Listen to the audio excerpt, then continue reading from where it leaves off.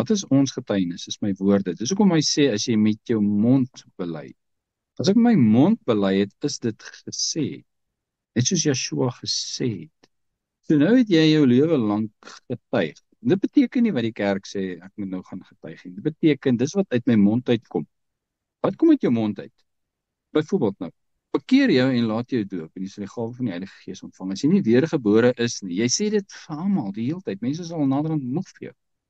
20 jaar later, kom daar argument oor wat ook al, en mense sê vir jou, maar jy glo dit in elk geval ook nie, dan getuig jou woorde van 20 jaar terug al vir jou om te sê, nee, dit het uit my mond uitgekom, dit was my belydenis, ek glo dit.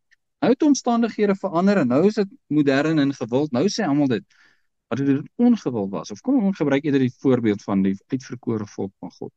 Jy kan maar teruggaan in my verlede. Hoe lang terug het ek dit met my mond gespreek, want dis wat in my hart was, dis wat ek geglo het, en dit getuig vir my. Nou word ek aangekla dat ek een van die was wat teen dit gepraat het, maar my woorde getuig vir my, en my woorde is opgevang. Vader het alles opgeneem, en dit word teruggespeel en gesê, daar was dit. So as die skrif sê met jou mond bely, dan is dit die rede. Wat het die kerk gedoen? Ek het dit gedoen. Ek het belydenis van geloof afgelê in die NG Kerk. Ek moes net gaan sê met my mond, ek glo in Jesus. Ek dink dis wat ek gesê het.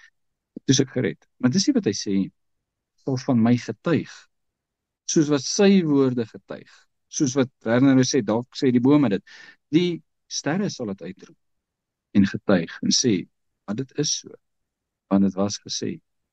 Daarom moet ons nie geheimagente wees. Laat die wêreld weet wat jy glo, en dit sal later vir jou getuig, om te sê, dis die waarheid. Hy was een van hulle, of dis nie die waarheid nie, hy was nie een van hulle nie, want ek het sy woorde gehoor.